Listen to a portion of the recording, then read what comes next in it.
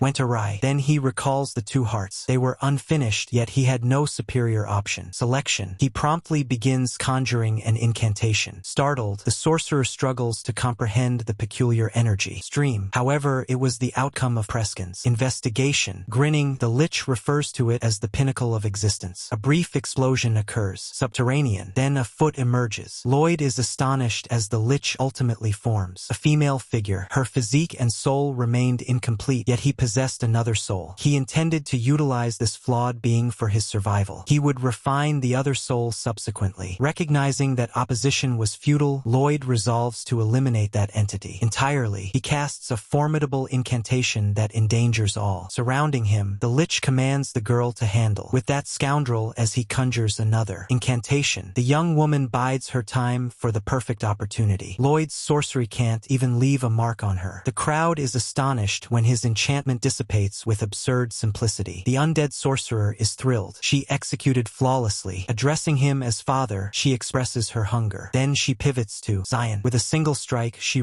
expose his soul. That was the manner in which the leader of Bangor's most formidable mercenary organization, destined to become the authority of Martial Pinnacle, perished, his heart torn from his chest before he could fight back. What followed was utter chaos. Once Lloyd witnesses her strength, he frenzies. In the interim, the lich chuckles at the calamity he has wrought. That abomination could perform any action. The struggle continued, and Lloyd expended all his sorcery and energy on the girl. Ultimately, severely wounded, the pair managed to flee. That was the entirety of the events that transpired in the cavern. Lloyd can only express gratitude to the boy for rescuing his existence. He is additionally thankful for the lad shattered that heart. After seeking assistance, Lloyd lost consciousness and perceived nothing. Nonetheless, the young lad remains perplexed about what transpired. His physique. Lloyd expresses his gratitude once more and assures a recompense for what he executed. It was essentially an open-ended authorization from a remarkable sorcerer, yet the youth required nothing, so he retained that goodwill. Lloyd remained unaware of the heart. Preskin, the overlord of the Dark Magic Tower, had been condemned to death for violating the regulations, and the individual assigned to the task was Lloyd, the chief of the Golden Magic Tower. After pursuing him for a decade, Lloyd ultimately seized his opportunity during that assault. However, in his previous existence, he perished within that cavern. As the individual who was meant to perish now thrived due to the boy's reversal, another who was destined to survive had instead met their demise. He experiences overwhelming remorse regarding Lude's passing. Lude had been akin to a frog in a well, believing Zion to be the preeminent champion in existence. For them, numerous beasts appeared deceptively simple to slay, and what they perceived as the heavens was merely the opening of a well. There was perpetually an individual dwelling beneath a far broader firmament. At this moment, he contemplates the true strength of YG Hoyan. Back on Mercy Mountain, he came to understand that he was merely a creature. Thus, he declines to succumb to hopelessness regarding what he is missing and continues to advance gradually. Then a jubilant voice calls out to him. Kim Jong-un remarks, "The majority of the assault squad perished, so it's a comfort that the lad returned unscathed." He then observes the armor and comprehends that it is a remarkable relic. Inquisitive, he inquires to scrutinize it. The lad permits him as he possesses inquiries. Belongings. The armor is a binding agreement artifact that connects its user to a celestial being, a dark sovereign, or a demonic deity. It bypasses the usual procedure and compels the user into a servitude agreement. Utilizing an illustration, the sorcerer elucidates that it can enhance a martial artist's capabilities. However, following demise, that individual soul would be claimed by the demon sovereign. As nothing transpired to the youth after utilizing it, the situation was exceedingly typical. The sorcerer asserts there are two scenarios. Firstly, the lad may have lost the capability to be exploited. Alternatively, he could have already formed an alliance with a being more formidable than the armor's proprietor. The sorcerer believes the latter explanation is more probable. This prompts the lad to ponder why the Sovereign of Terror spurned him. If the agreement isn't in effect, then the armor can still be utilized securely in this manner. With a flick, he detaches it from the boy's physique, transforms it into a bracelet, and states that it can revert to its armored state. With mana, the young lad then reveals that the lich had proposed him as an offering to the demon sovereign. The sorcerer claims it's extraordinary. He maintained his composure after confronting such a creature. Grinning, he inquires if the lad comprehends what that signifies. The youth questions whether his spirit is, in some way, superior to the dread sovereign, but the sorcerer cannot. Response. Subsequently, everything begins to connect. The The young lad also notes that his physique assimilates something peculiar, and the sorcerer recognizes it instantly as a shadowy soul. Nevertheless, the youth claims he cannot sense any distinct vitality within himself. Prescott had investigated the supreme essence of existence, and that soul was the culmination of his endeavors, well beyond the malevolent armor. Expressing regret for his inability to articulate it more clearly, the sorcerer suggests that a deity might possess the capability to do so. To respond, this prompts the lad to recall Mercy's advice, urging him to visit Dreamer and seek out Denir, the monarch of duration. Perhaps Denir, the deity of time, could provide clarity to his inquiries. He expresses gratitude to Kim Jong-un and bids farewell. As a caution, the sorcerer mentions his fondness for the young lad and that he is welcome to come by at any moment. Sensing the weight of those remarks, the boy comprehends the implication. Upon his departure, he shuts the door. He gained considerable insight, yet he now possessed an even greater number of queries. His forthcoming location was Dreamer, but suddenly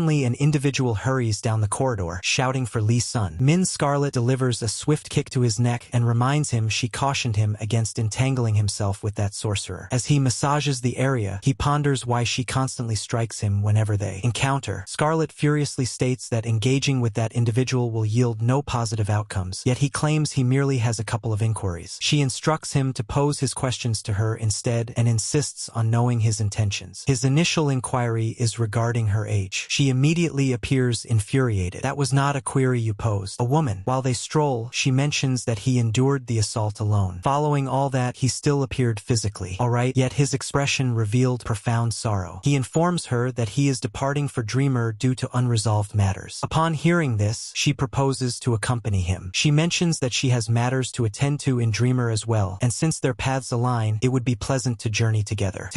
Upon noticing his hesitation, she inquires whether he is reluctant to her presence. Truly, he was at a loss for words. He held no disdain for the notion. She was a prodigy of magic and the forthcoming leader of the Crimson Magic Tower. Forming a friendship with someone like her would be immensely beneficial. However, he was unable to comprehend why individuals continued to treat him with such generosity. For him, every connection he had established thus far was founded on falsehoods. He believes Lude's demise might have been in vain. He lacks evidence, yet he theorizes that Scarlet could desire this journey for the identical motive, and should anything go awry, and she ultimately concludes. Similar to his companion, he realizes he could never absolve himself. This is the reason he is reluctant to accompany her. After rescuing Lloyd and acquiring the Black Heart, he scoured Zien's remains. A person like Zien, who placed faith in no one, would certainly safeguard treasures. Upon him, he discovered a minor rejuvenation elixir, a superior rejuvenation elixir, and the clandestine Shaolin manuscript of supreme combat techniques. Each of them was invaluable. Regardless of what burdened him, he initially required to become more resilient. Thus, he ingests one of the tablets. Subsequently, he anticipates a shift and silently reflects on his mattress. However, when he rises, he experiences no sensation. Typically, a potion akin to a minor rejuvenation tablet would generate internal vigor. Immediately, as nothing occurs, he begins to contemplate that it could pretend. Subsequently, an event commences to illuminate within his abdomen. Something ignited. In essence, the tablet was authentic and his inner vitality surged rapidly. Typically, an elixir's force erupts, requiring the user to navigate it throughout their system to assimilate it. However, the protagonist effortlessly absorbed all the energy from the minor rejuvenation tablet without any effort. It was effortless, and every fragment of that energy became his own. Thus, what had just transpired was likely connected to the core within him. Subsequently, he gazed at the tiny container. He grasped the larger rejuvenation tablet. He assimilated the vitality from both tablets seamlessly. In terms of sheer internal energy, he was now nearing an ultimate zenith. Master. The sole aspect that resonated was the shadowy core. Even in the absence of evidence, he was aware that the deficiency of intrinsic power that had perpetually constrained him was at last departed. Nevertheless, he required to utilize it. His gaze intensified as a daring concept emerged to him. Subsequently, Scarlet inquires as to why he is making his way to Braden instead of Dremer. He declares they cannot journey together after all and expresses his regrets. Having discovered a hidden Shaolin martial arts guide, he intends to return it to Braden. Observing his youth, Scarlet remarks that the marketplaces are teeming with individuals offering martial arts literature. He articulates his desire to return it to the Shaolin monastery and obtain a recompense, as her enterprise was solely situated in Dremer. She couldn't accompany him. However, her expression shifts immediately, and she mentions she has obligations there as well. It wasn't genuinely a commercial endeavor. She merely sought to explore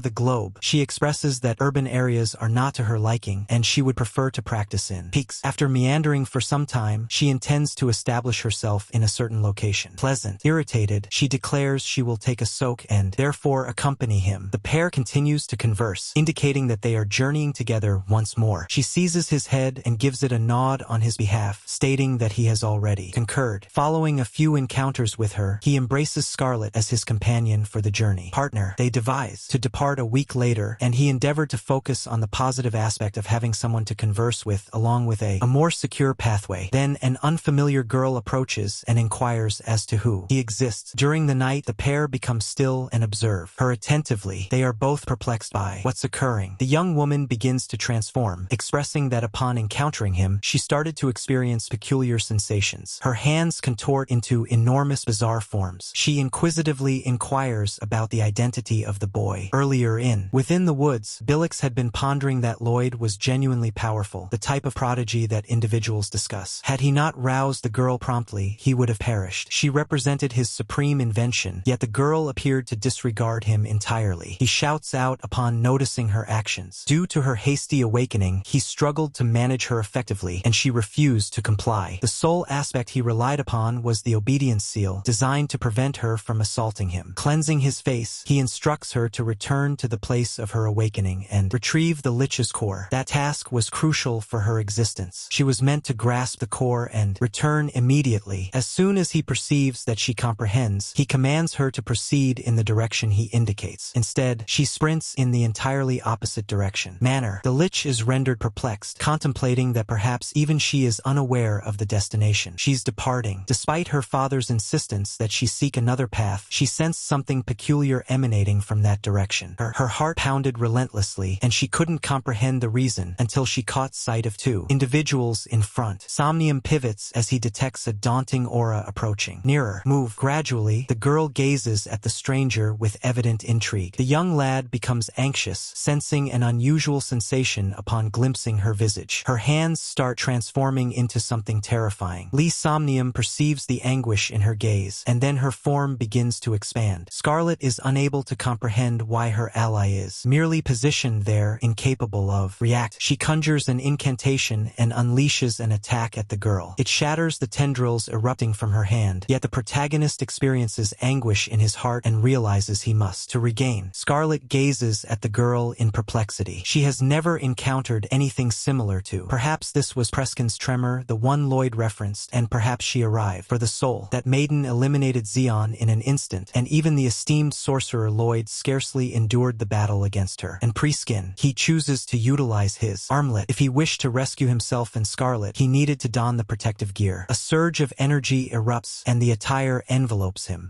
Simultaneously, the young woman prepares an additional assault. Ominous tendrils strike forth as she dashes him. With his armament prepared, he perceives the onslaught and pivots to confront it. He springs ahead in an effort to diminish the distance. He assaults in every manner possible, seeking to injure her. Her combat technique is unconventional, and her strikes are even more potent than the ogre Tremoris. Had the potion not enhanced his internal vitality, he would have already found himself in grave danger. Difficulty. Scarlet instructs Somnium to shift so she can project. As she is propelled backwards, she releases a blaze incantation. The young woman observes and attempts to evade, but the strike connects, and she experiences excruciating agony. Scarlet remarks that the young one possesses formidable magical resistance. She is capable of thwarting the majority of spells, but Scarlet's strength is distinct. Conventional resistance is ineffective, as Scarlet employs enchantments to craft her secrecy. Enchantment. Nevertheless, she does not anticipate an assault hurtling towards her. The main character swiftly leaps in front of her and protects her as fire engulfs the surroundings. For a fleeting instant, he contemplates what he is confronting. Recalling Xeon, he understands this could be the enchanted hands of 100. Procedures. Lloyd had mentioned that the girl devoured Xeon's heart, allowing her to acquire the powers of whatever she ingested. Now he was convinced she was a beast. The strain leaves him bewildered, yet the girl never diminishes her pace. Defeated, she strikes once more, and he is unable to subdue or manage her assaults. During the struggle, she prompts him with a reminder that she had posed a question. She remains eager to uncover his identity. While he deflects her strikes, his mind is solely preoccupied with how to flee. Acquiring an additional enchantment. Prepared. scared. Scarlet endeavors to capture the girl's focus. After delivering a blow to her face, Scarlet ridicules her for squandering her fortune. She continues to taunt her, declaring that she's truly furious now. The girl's demeanor alters instantly. Her gaze fixes on something unusual. Suddenly, Hans sees her feet, immobilizing her. It was Scarlet's enchantment. In the meantime, the protagonist infiltrates without her. Observing, he rotates for her visage, yet she rips away her own limbs to liberate oneself. He becomes immobilized at the location. Following her self-infliction, she begins to descend, then swiftly employs an alternative form of enchantment to reform her physique. Before they become aware, her limbs are already rejuvenated. Both of them are enraged, aware that this battle is far from over. In an instant, she regenerates both legs. Even the charred skin recovers. Scarlet feels profoundly irritated, yet she understands that even this form of restoration possesses a mana restriction. If they continue to collaborate and inflicting substantial harm, her mana ought to ultimately deplete, allowing them to triumph. Subsequently, the young woman reveals additional aspects of her strength. Observing such a vast reservoir of mana, Scarlet suggests to disregard the strategy. This was considerably more dire than they anticipated. The conflict continues. The main character persists in his self-defense, despite his weariness. As he collapses, Scarlet inquires about his condition, then vehemently asserts that he cannot perish and abandon them, her by herself. In that instant, he understands that something must be done. Transformation. He had already transformed the environment surrounding him. He evolved into a distinct entity amidst the mountains, yet it still fell short of the aspirations he envisioned. A larva is destined to wriggle, and if a single stride is insufficient, then it must undertake countless additional ones. He believes he faltered because he was content with merely one stride. Returning to the peaks, he departed not solely for the lunatic's attire, and upon encountering a barrier it sensed excessively elevated. Ultimately, he sought a simpler path and employed the infernal armor as a pretext to depart. The price was steep. He forfeited his faithful companion. Thus, he perceived himself as feeble and pitiful, and that was the reason he had to battle. He realizes now that opting to flee was a mistake. He once more feels the burden of the spear he had not perceived. After such an extended period, the persistent drone, the cicada's chorus, he merely desired to be near her. Regardless of the circumstances, he yearned for transformation. His destiny. Above all, he did not desire to perish. His aspiration was excessively large for a larva, yet he continued to decline the notion of allowing his existence to cease. Here, none of this was simple, yet if he had acquired something he ought not to have possessed, then a single stride was always insufficient. As he contemplates, throughout his existence, his armament becomes mightier and more resilient. The instant he acknowledges that he desires additional, his blow transforms into precise. Subsequently, the spear penetrates the young woman's arm. He remains steadfast in safeguarding Scarlet. He refuses to allow anything to befall her. Frustrated, the girl insists on understanding who he is. As the spear continues, shredding through her form, Scarlet attunes her ears. Intimately, blood smeared across his visage. He provides his identity, Lee Sung-min. At that instant, an arrow strikes the girl. She discloses her own name, Ain. With his spear elevated, he remains vigilant. Blood oozes from her lips, and injuries proliferate throughout her figure. Subsequently, she pivots and sprints. Following that fierce battle, the fighter is utterly exhausted. When Lee Sung-min lifts his eyelids, he's reclining on a mattress. Next to him, Scarlet is silently perusing a book. She mentions that he was fortunate to endure. He had been unresponsive for approximately 3 days, and they were in a close vicinity. Hamlet. She summoned a physician and applied an elixir to his exterior injuries. When he claims he can maneuver without issues, Scarlet is astonished. He sustained multiple fractures. Skeleton. In some manner, those breaks mended in merely 3 days. Could be the malevolent core. Perplexed, Scarlet examines him. More intently, she inquires if he is concealing something. She is also eager to discover the identity of that monstrous child, as he appeared to learn further. Urging him to refrain from concealing truths, she insists. The reality. Initially, he remains silent. However, once Lee Sung-min clarifies everything, Scarlet comprehends the reason he repeatedly encountered that maniac, Kim Jong-un. Her companion had endured tremendous hardships and ultimately acquired a fragment of mana possessing remarkable strength. Nevertheless, she asserts that he is fortunate to have a formidable ally such as herself to assist him. Observing his expression, she remarks that she anticipates immense gratitude. Subsequently, he ponders why she chose not to flee. It was a battle for survival, and the young one was solely focused on Lee Sung-min. Thus, Scarlet could have fled at any moment, but she was unable to abandon him there, to perish in solitude. Rising, she expresses that she simply simply couldn't. She advances a bit further from that individual. Engrossed in contemplation, she inquires whether he has ever witnessed conflict. Following a brief silence, she remarks that in her youth, prior to transforming, this fervent conflict erupted. Although she is uncertain about the precise time or location of its inception, she asserts that war is merciless enough to rob everything, including the hamlet where she matured. Everyone dear to she had vanished. Lee Sung-min pays attention. Intimately, she expresses that the bereavement was difficult to endure, so she attempted to keep her distance to anyone. Nevertheless, she was unable to abandon him after witnessing everything that occurred. Gazing at him, she inquires if he has ever experienced the loss of someone as well. He remains quiet. With a faint grin, she reassures him not to be concerned. His companion isn't gone. She claims to have survived conflict and various hardships to date, largely due to sheer fortune. Moreover, she hasn't even had the opportunity to employ her hidden technique. About that girl, Scarlet understands he would prefer to journey solo due to his fear of losing others, yet if he aims to safeguard them, he must grow more resilient. Indicating him, she asserts that he must attain a level of strength to ensure this never occurs again. Once more, grinning, he declares he is already aware. By the conclusion of their conversation, he feels significantly improved. Scarlet advises him to relax a little longer before departing, mentioning that they will travel to Britain the following day. He expresses his gratitude, her for assisting him. As she departs, he reflects on all things. Clutching his armament, he vows to transform into more powerful. His thoughts drift back to the previous night, to that final instant when a more forceful energy erupted from his spear. Thus he realizes there's no use squandering time on trivial matters. Concerns. As strength emanates from his armament once more, he fortifies his determination to maintain, becoming more resilient. The crimson-haired girl declares they have ultimately arrived at the metropolis of Brendan. Enthusiastic, she exclaims it's her inaugural visit to a core urban area, and she's relieved that they weren't assaulted as previously. She continues to chatter and inquires of Lee what their initial activity should be, but he responds that he hasn't. Determined, she proposes they take a break and procure a bite to eat. Upon their arrival at a tavern, they receive a warm reception and choose a spot to sit. She initiates a conversation about the menu, but Lee remains disinterested. Certainly not. She confesses she has never consumed cuisine from the central area, hence she possesses no. Uncertain about what to choose. Then she remarks that there are several flies hovering nearby. Lee observes two gentlemen gazing at them and inquires of Scarlet whether she noticed them as well. He comments that the duo scrutinized them the instant they entered. She inquires the reason, and Lee responds it's likely due to himself, which merely adds to the confusion. Further, he clarifies that when a martial artist attains the highest echelon, they acquire origin inversion, rendering others unable to perceive their vitality. Lee's offspring Min has fulfilled one requirement for attaining the status of an exalted martial artist. Master, yet not the remainder. Scarlet becomes aware that his inner vitality is overflowing, and that is what attracted those. Enters. One of the gentlemen catches that and inquires whom she is addressing. Insects. He remarks that she possesses a cutting wit, then inquires if that constitutes a component of her allure. Perturbed, she inquires about the absurdity he's referencing. The gentleman emits an uncomfortable chuckle and continues his advances, yet she responds her to be silent. Scarlet implores him to cease speaking and dine elsewhere, as each utterance intensifies her desire to eliminate him further. Lee observes that the individual becomes irate following being summoned. Prior to they are capable of anything, he seizes his sword and states that he will offer her a single opportunity to retract what she exclaimed. She declines and labels him a fool. Enraged, he lunges at them with his blade, prompting the young woman to swiftly summon Sun Min to rescue her. Lee assesses him to be approximately a top-tier martial artist. Creator. The individual assaults as Lee contemplates the optimal method to manage it. Subsequently, another individual emerges and inquires how someone can possess such qualities. Impolite and arrogant, and foolish enough to confront an adversary far more powerful than himself. As he speaks, the assailant collapses unconscious onto the ground. Sun Min understands that he has been rendered unconscious. With a coin, the stranger expresses regret for intruding and presents himself as Nanban. Creature. Scarlet inquires whether he hails from that lineage recognized for its numerous formidable warriors. Creators. Lee states he had no intention of eliminating the assailant regardless. Subsequently, Huan inquires whether he may participate. Them at the table, they all cast a look at one another, bewildered. Sun Min inquires why they are gazing at him, while the newcomer questions how. He is quite aged. When Lee claims to be 18, Nanban is astonished that an individual so youthful has already approached a pinnacle of supreme martial prowess. Creator. He states that Lee possesses extraordinary skill. He then inquires if perhaps he is the diminutive ethereal fiend YG Huan Hyun, causing Lee to expel his coffee. The individual states that this is the sole creature he can envision that could attain such a feat. At such a tender age, Lee inquires whether he is acquainted with the diminutive celestial fiend, to which Hyun readily affirms. He is renowned. He mentions that Arya possesses merely 3 combatants referred to as celestial fiends, Bakmizan, the berserker Bayat Wampai, along with the diminutive fiend YG Hon. He further mentions a speculation that the ethereal fiend is a female. He then inquires straightforwardly about Lee's true identity. He presents himself as Lee's son Min, and Nanban confesses he has never having encountered that name before. Intrigued, Lee inquires what more he can share regarding the diminutive astral fiend, but Hyun replies that is all he knows. He is aware. If Lee desires additional, he shall obtain. To inquire among others. Subsequently, Hyun inquires of son Min to confront him. Lee is taken aback, and the individual swiftly asserts he intends no offense. He merely becomes combative when he encounters a formidable opponent. Combat practitioner. Lee consents provided it remains a cordial competition, which pleases Hyun. Content. However, he remarks that a mere altercation is dull and proposes a bet. Lee inquires about the type, and Hyun responds with silence. Grave. His concept is that the defeated transforms into the sibling of the victor. Upon reaching a consensus, the pair proceeds to a combat arena and prepares themselves. To begin with, Sun Min expresses uncertainty regarding whether he can meet his new companion's anticipations, yet Hyun chuckles and remarks that he is being overly humble. As Lee observes him, he perceives that the aura surrounding the individual has entirely transformed. He perceives his adversary is extremely powerful, at minimum an elite martial arts practitioner. Stage. Both prepare, and Nam abruptly commences with a series of unusual gestures. Lee perceives them, but chooses not to allow himself to be unsettled. He initiates the attack with a flawless soul flight blow. Initially taken aback, yet is astounded when his adversary penetrates the feints with extraordinary velocity. The battle persists, and Hyun advances with yet another strike, remarking that he is relishing the experience. Subsequently, he employs an energy-draining method that causes Lee to tighten up. To justify his actions, the main character wields the Lance of the 9 Celestial Realms. Initial shape, accompanied by a spirit pursuing deadly hit. Even in. At the height of the confrontation, the adversary adjusts his blade, leaving a strong impression on Lee. Namgon remarks that had Lee wielded an actual spear, the assault would have been significantly more perilous. He continues by stating that he cannot afford to take any chances and has no intention of referring to anyone younger than himself as older brother. Sun's associate responds that the wager is not in his favor regardless, so a defeat would not be detrimental. Expend a substantial amount. While Scarlet observes, the rival inquires whether Lee is truly unleashing his full potential as practitioners of martial arts. Despise defeat. Both combatants continue to exchange blows as the battle escalates. Following a powerful hit, Lee believes he has gained the upper hand over his adversary. Ensnared, yet the individual shatters. Unencumbered, Lee is reluctant to acknowledge it, yet his adversary manages energy more effectively than he exerts, thus he infuses internal energy to compel a certain range. The might of the spear of the 9 exalted celestial realms explodes. Numerous afterimages emerge to deceive the opponent's vision. Lee understands that among all those illusions, only a single one is genuine, and he must discover it and confront it. Yet Namboon dominates him and proclaims he triumphed in the confrontation. With a blade against his throat, Sun Min concedes. Overcome, yet he recognizes that a lengthy journey lies before him. Chuckling, Hai-Wan remarks that Lee contended quite commendably, and the distance separating them isn't particularly vast. He furthermore lauds Lee's spear methodology, although he asserts that the sophisticated maneuvers were not executed effectively, likely due to Lee's limited opportunities to apply them in genuine situations. Masters. He notes that Lee remains unaccustomed to managing his inner energy, resulting in even minor strikes impacting him more severely than they ought to. He expresses this based on his own experiences. The young man can rapidly amend those imperfections through increased combat. Nam Gung then states that since they are now like brothers, he desires Lee to accompany him to a location associated with the Shaolin Shrine. Astonished, Lee remarks that it had already been his intended destination. In close proximity, Scarlet perceives them, labels them as boisterous, and inquires if the altercation has concluded. Observing their camaraderie and laughter, she questions what is amiss with them and remarks that she, displeased by it. Distantly, an elderly man in contemplation asserts that he senses an impending presence. The all-powerful deity of disorder is approaching. This is the reason Nam Gung Hai-Wan is making his way to the Shaolin Temple. Lee mentions that he visits annually during this period to meet with the Master Abbot Balian. His companion mentions the successors of the remaining 3 prominent families fulfill the same solemn obligation due to a long-standing commitment, although he will clarify. They proceed to the Shaolin Monastery. Collectively, during their journey, they discuss the 4 prominent clans, Namgung, Jaegil, Moyan, and Tang, and how their successors are present. The equivalent age. Their forebears once endeavored to consolidate all 4 factions into a singular entity, yet when the moment arrived to execute it, they began disputing over who ought to take the helm. Ultimately, they delegated that decision to the forthcoming generation. Master Balian, the Shaolin abbot, was selected as the adjudicator, and he would determine which successor ought to assume the role. Chief. Upon their arrival, Haiwan acknowledges the individuals present and mentions that he was held up by other commitments. Li surveys his surroundings and recognizes that every individual present was renowned in his history. Existence. Subsequently, an individual from the Tang lineage inquires if Li was the reason behind Namgung. Arrived tardy, Haiwan retorts, glances at her, and inquires who she believes she is to summon him. That individual. He presents Li as his younger sibling, a martial arts expert nearing the Supreme Martial Summit before transitioning. The young woman contemplates how an individual with such remarkable skill might be his sibling, but then comprehends that Haiwan is attempting to elevate his status among the youthful successors. Li apprehends and inquires whether that is the genuine motive he desired a sibling. Haiwan confesses it. Nonetheless, Li asserts that referring to himself as his sibling isn't a significant matter. Yago interjects and inquires how long they intend to prolong this. Haiwan informs the assembly that he will visit Master Balian, allowing Li to take a respite for the time being. As they depart, Scarlet expresses her desire to be the companion. He may have been defeated in the battle, yet still emerged victorious. A gentleman beckons them closer and states he has cooked for them. They anticipate that the temple dishes remain palatable. During the meal, Scarlet grumbles about the absence of meat, and Li responds, certainly not. They don't consume that here. As he contemplates, Li reminds himself that his objective is straightforward. Acquire the clandestine scroll and bring it back to Dronzer. Subsequently, a gentleman enters the chamber and states that the abbot desires to converse with him. As he trails the man, Li feels perplexed. He has no understanding of why the mentor desires his presence. Moreover, even in his previous existence, he had scant knowledge of the master. Balian, nearly zilch, save for one matter, he was referred to as the unconventional Buddha. Upon Li's arrival, the gentleman inquires whether he is cherished by the all-powerful deity of turmoil. Li is perplexed and inquires if this is Master Balian and what he signifies by that designation. He requests an explanation. However, the elderly man replies that he is unable to. Should he do so, he would either perish or be obliterated from the realm of the living and transform into a deity in the skies. Inquisitive, Li inquires about the location where he might discover the solution he desires. Then an unusual occurrence occurs and Li is unable to comprehend. Subsequently, he is informed to travel northward. Within a span of 5 years, he must arrive at the location where the perpetual frost remains unyielding. There, he will encounter an individual remarkably crucial. Upon the elder's arrival, upon returning to normalcy, Li inquires about the recent occurrence. However, the master evades the inquiry, asserting that it was not his doing. It was the entity residing within his physique. Li inquires whether he serves Buddha while bearing a spirit. The elderly man chuckles. That, he remarks, is precisely why individuals refer to him as the unconventional Buddha. Nevertheless, he concedes that he is uncertain as to why the spirit chose his form to communicate with Li, merely that some responses were provided. Subsequently, he inquires whether Li arrived to retrieve a confidential manuscript. Li replies, indeed. Chuckling, the elderly gentleman remarks that the lad likely anticipated a prize for his efforts in delivering. It returns, and subsequently presents him with an enhanced circulation elixir. Li is exhilarated and can barely trust it. The Buddha states that he is exaggerating and that he resembles Weiji Hoin as depicted. Li inquires about the name he just mentioned. However, the elder responds that he perceived it distinctly. Li swiftly inquires if Weiji had been present. Yet again, the elderly gentleman evades it, while Li continues to plead for responses. Observing his level of desperation, the Buddha begins to communicate. Subsequently, a vision manifests, trailing Li. It represents what lies ahead. Shaolin? Jayhawk? The elder insists they must engage in battle first, and exclusively. Then he will converse. Soon Li finds himself on the ground, confessing he defeated. He recalls individuals remarking that irrespective of the duration of his preparation, he ultimately faced a dismal defeat. He is unable to respond to the whispers in his mind. Being vanquished by Namgung was one matter. At least that seemed like an authentic confrontation. However, in the presence of Jayhawk, he senses utterly manipulated, and he had never once come across the man's name in his previous existence. The Buddha inquires. Hak's opinion of the boy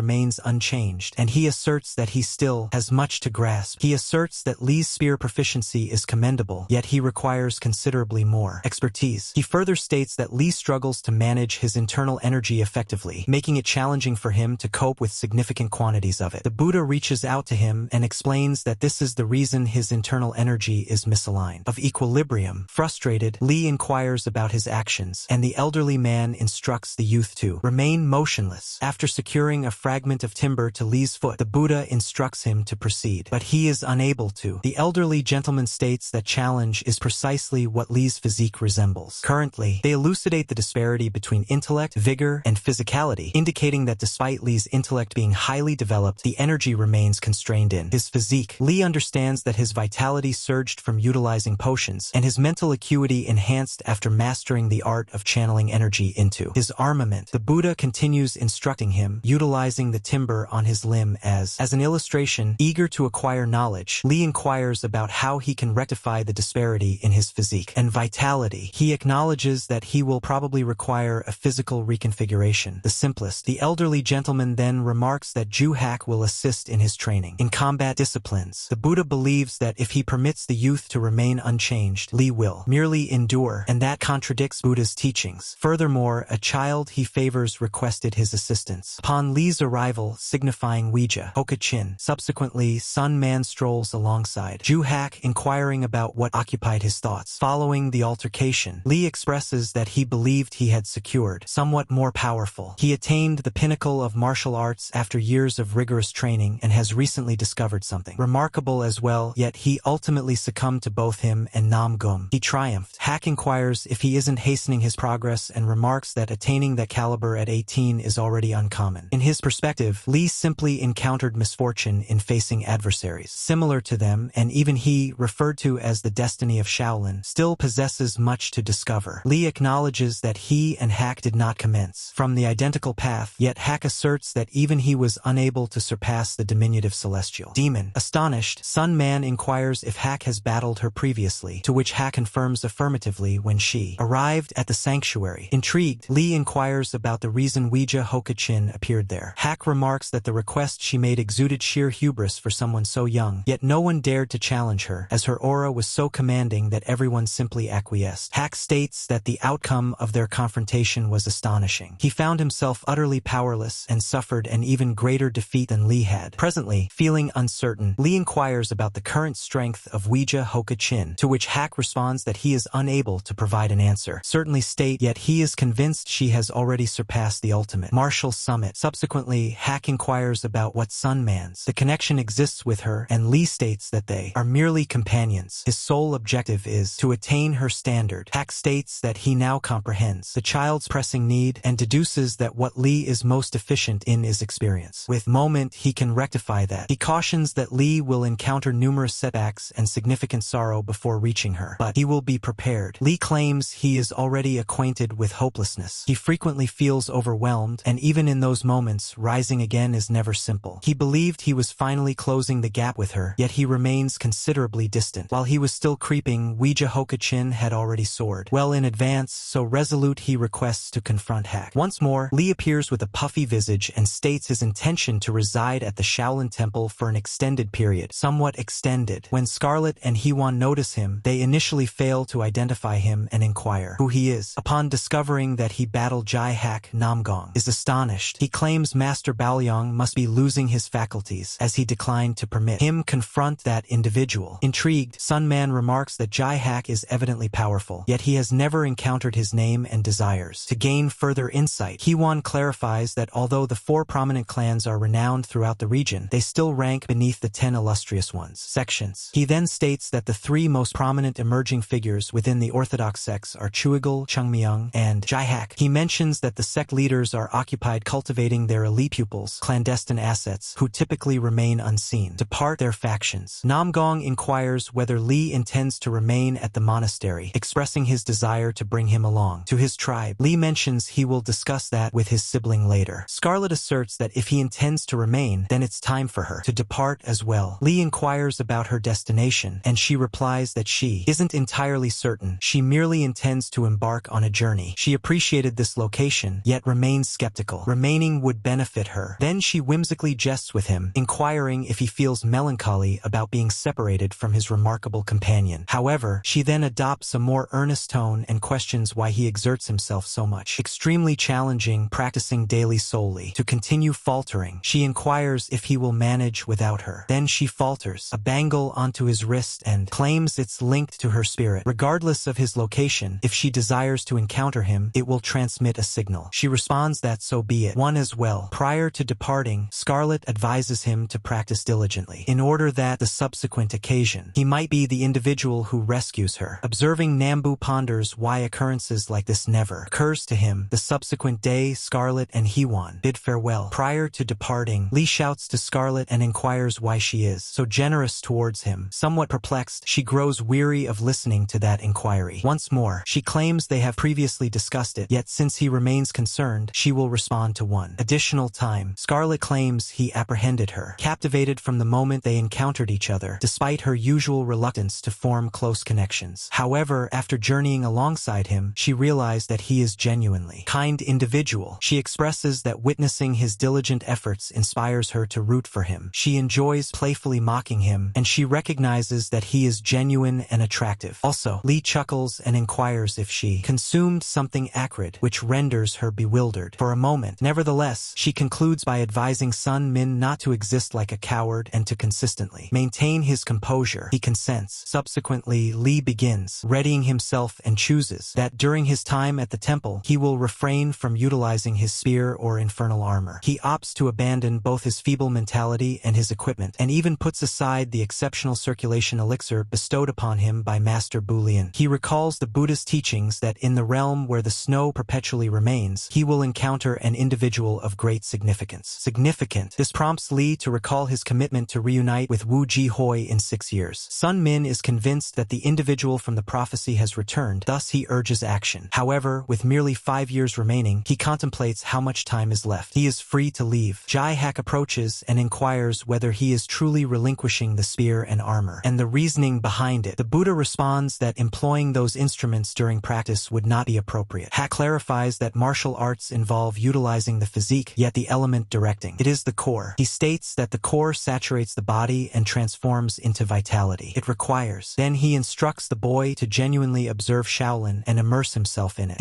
Lee believes he is still able to listen to the cicadas as if the noise is lodged in his ears and resolves to manage it. Prior to departing, throughout the training, Hak mentions that the boy's fundamentals are robust and demonstrate his dedication. He has labored. Nevertheless, the spear technique he acquired, although progressive, appears chaotic. The lad confesses it's due to he fled. Regardless of how extensively he practiced, he couldn't progress, so he surrendered and concentrated on more straightforward methods. Conversely, Hak asserts that if mere fundamental triple sword techniques were sufficient to elevate someone to the status of an advanced martial artist, there would be little value in pursuing further education. Elevated arts. They continue to clash while conversing intermittently. Strikes. Lee expresses that this is the reason he has decided to stop competing. Hak informs him that the journey of martial arts is endless. His responsibility is to continually seek ways to enhance himself. He states that Lee isn't an exceptional talent. True prodigies were already soaring while he was merely crawling, so he must not surrender. To lose hope. Hak claims he once believed he was soaring as well, but after witnessing the tiny heavenly fiend, he came to understand he was not even near. Sun Man inquires what an individual like himself, still traversing the earth, is meant to accomplish. He subsequently contemplates that Wu Ji-hoyen and Bok Sogo were not exceptional educators as they solely understood the art of instruction from the perspective of a prodigy. Jai-Hak appears to be the superior instructor, having been nurtured by a multitude of monks and acquiring knowledge in over 72 combat disciplines. Artistry. Whenever Lee attempts to hit Hak but receives a blow to the face, prompting the man to remark that his instincts are still disoriented. Furthermore, he is not yet familiar with energy flow and requires enhancement in that area. His comprehension remains feeble as well, so he must exert effort even more intensely. Lee reflects that day he comprehended his insignificance, yet he did not flee. He persisted in honing the ultimate spear of the 9 heavens as if his existence hinged upon it. He also cultivated his internal energy, although it proved challenging and advancement was slow. Approached gradually, he refined his 5 senses and ultimately presented them into equilibrium. Whenever he sensed disorientation, he practiced even even more challenging. Moments elapsed, seasons transformed, and he remained unable to prevail. Jaihak negated, not even a single time, thus he opted to delve into Shaolin itself and absorb knowledge from Hak. As he observes, Lee contemplates the vastness of the universe and his minuscule place within it, yet he still yearns to ascend into the heavens and witness everything from an aerial perspective. Suddenly, he is disrupted by a voice inquiring whether he plans to ever ascend from the well. It is Master Bully Yang. He remarks on Lee's transformation, leaving the boy taken aback. The Buddha states that martial arts could allow him to exist harmoniously within that well, but he questions Lee's true aspirations. Sun Man expresses his desire to explore the world, to which the elder responds that anyone is capable of achieving that. Thus Lee expresses his desire to soar above it and observe everything. Bully Yang claims that it's an ambitious aspiration for an individual who remains so petite. Lee responds that he indeed desires to dream, yet soaring isn't merely a imagine to him. The mentor inquires what he has discovered during these recent 6 months, and Lee claims he has mastered the art of crawling the proper course. Declaring that it's an excellent beginning, the elderly gentleman informs him that it's time to master the art of walking. As time progresses, more months slip by. After spending more than a year at the monastery, Lee has reached the age of 20, and he inquires of Jai. Hak desires to understand the reason behind the assistance being offered to him is not a hindrance. Lee states that one of his greatest shortcomings remains his vulnerability. Even upon becoming more robust, he believes that assisting him likely has little impact for Hak's personal development, yet Hak contends that this is incorrect. Their competitions assisted him significantly. During those battles, he had the opportunity to reassess everything he had already acquired knowledge, and there is no boundary to what he can continue to discover as he strives for a significantly elevated position in existence. He then inquires whether Lee lacks that identical aspiration. Upon receiving that information, Lee begins to comprehend the rationale behind his inquiry. The primary position, perhaps a portion of him, remained ensnared in his former existence. He continued to question the benevolence of others and harbored fears. To progress, he had persistently contemplated that the goodwill of others originated from some peculiar allure. Hak's inquiry regarding his aspiration immerses him in contemplation. He expresses that his genuine objective now extends beyond merely improving his combat skills or attaining Luigi Horian's approval. Recognition yet to cease, fleeing from his own essence. He then approaches the sage and inquires about any additional insights regarding the blessing. The elder replies that he has finally summoned the courage to inquire. Lee recalls his initial encounter with Master Bo Liang and inquiring about the entity assisting him. He then comes to the realization that perhaps what he genuinely dreaded was the impact of the blessing. The Buddha remarks that it has been 2 years since he arrived at the monastery and inquires why he has only inquiry at this moment. Sun Man confesses he was frightened by a reality that once tormented him, but now he no longer does, no longer desires to run. Bo Liang expresses his appreciation for that appearance upon the boy's visage and clarifies that one consequence of the benediction is eliciting greater empathy from others towards him. However, it primarily alters the initial perception people have of him. Lee is perplexed, prompting the master to elucidate that its influence predominantly pertains to first impressions, perceptions. If individuals genuinely disapproved of him, they nevertheless would have departed from him. Thus, Lee comes to the realization the connections he has forged are genuine. He expresses gratitude. The elderly gentleman, the master, subsequently claims he can eliminate that influence. From then on, no one will instinctively have a favorable initial perception of him. In this manner, Lee would be able to cultivate connections without experiencing remorse. Upon reflection, the young lad acknowledges his agreement. After a while, Sun Man encounters Hein once more, and Hein quips that perhaps he has chosen to embrace monastic life, even though he still possesses hair. Perhaps not. Given the extended duration, the name persists. Proposes they grab a beverage, then abruptly hurls an object at his sibling, urging him to respond quickly. The youth intercepts it, then grumbles about the jest was harsh. Hein states that his companion